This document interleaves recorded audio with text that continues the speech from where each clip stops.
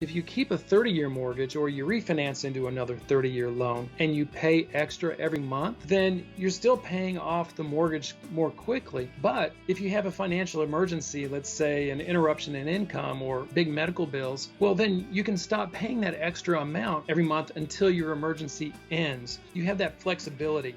I received a question from Yolanda via email at andy@marriagekidsandmoney.com, and here it is. Last year, I started making additional mortgage payments towards our principal. I'm not sure I'm doing it correctly.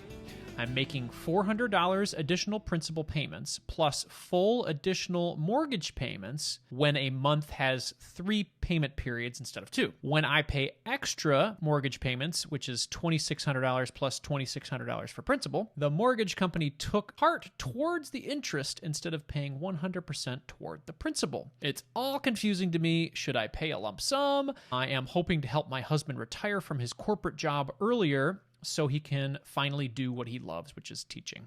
From Yolanda. Yolanda, thank you so much for reaching out. I appreciate you touching base with this question, and I definitely feel your frustration here. This is a process that it should be simple, but unfortunately it's not. And I know the process that I took to pay off our mortgage early, but I know not all banks and mortgage companies are the same, so I thought I'd bring in an expert to help me out to answer your question. So today, I'm excited to be joined by Holden Lewis. Holden is NerdWallet's authority on mortgages and real estate. He's reported about mortgages and housing since 2001, covering mortgage rates, trends in the housing market, and buying and selling strategies. When he's not focused on all things mortgages and real estate, he loves getting outdoors for a good hike. Welcome to the show, Holden. Hey, pleased to join you. Thank you so much for being here. Let's help Yolanda out right away. How can she ensure that these extra payments that she's making are going towards her mortgage principal? You know, this is not as simple as just simply reminding Yolanda to put a note on her check or on the invoice saying, please put this toward principal. And the reason is that the mortgage company is applying those $400 extra payments correctly. So they know what they're doing. They're following the rules. They are competent. So the problem, as I see this question, is when she makes those double payments. You got to step back and you say, let me look at this through the eyes of the mortgage company. So let's say it's October 1st and they get a check from Yolanda and it's for $5,200 and the regular payment is $2,600. So if you're the mortgage company, you're saying, okay, we don't know what's going to happen a month from now, November 1st, when the next payment is due. But what we do know is that if she doesn't send a payment, we don't want to be reporting her as having a late payment. We don't want to ding her for late payment fees. So we're going to apply this double payment toward November. And that goes toward principal and interest. And you know what? That is absolutely in good faith. I think that's how I would do it if I didn't want to run afoul of trouble from the regulators. So my suggestion is this. Break up that $2,600 extra into 2 payments. So, and let's say it's October. Well, pay your $2,600 plus $2,000 extra. And then in November, take that $600 and add that to the extra that you're paying in November for, that would total $1,000. That way, it's not confusing to the mortgage company, and it should be all applied toward principal if they're, taking it in the spirit that it's intended. And I think that they know how to do that. Yeah, that makes sense. Breaking it up so it doesn't look like the exact payment that she would be making for her mortgage the following month. That does sound like it'd be better for both Yolanda and the company. So I know banks and mortgage companies, they do things differently. Are there different ways that she could go about making the payment? Does sending a check is that a bit more confusing towards maybe other ways that she could be doing it? I don't really think it matters how she makes that payment. I mean, I'm kind of old, so what I'm used to doing is sending a paper check. But they have systems in place to make sure that those payments are applied as they're supposed to. And, it doesn't really matter if it's a bank or a mortgage company or whatever. They all follow the same rules as far as how to apply payments. So that's a standard way. As you said, like, hey, if I get another payment that looks exactly like it, the standard response is, hey, I'm going to put this towards the next month because they want to follow the right guidelines.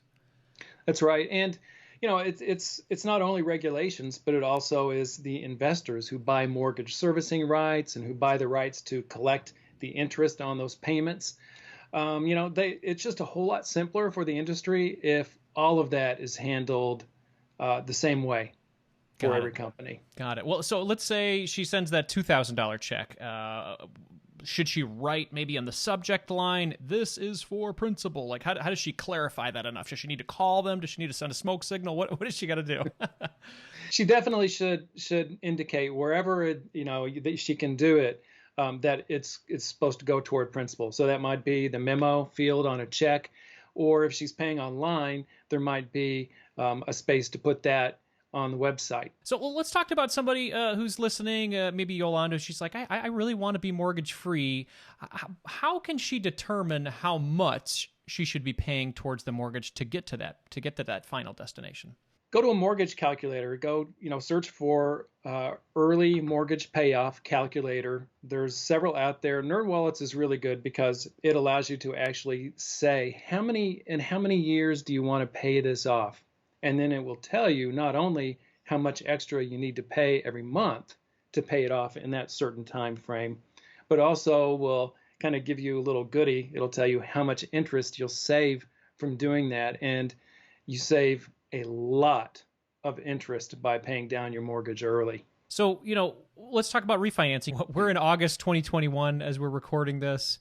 What kind of rates could somebody get right now if they were looking to refinance? Well, the rates are near all-time lows. So if you have really good credit, you can get a 30-year mortgage for somewhere between 2.75 and 3%. And a 15-year mortgage, it's probably less than 3.25%, maybe around 3.25%.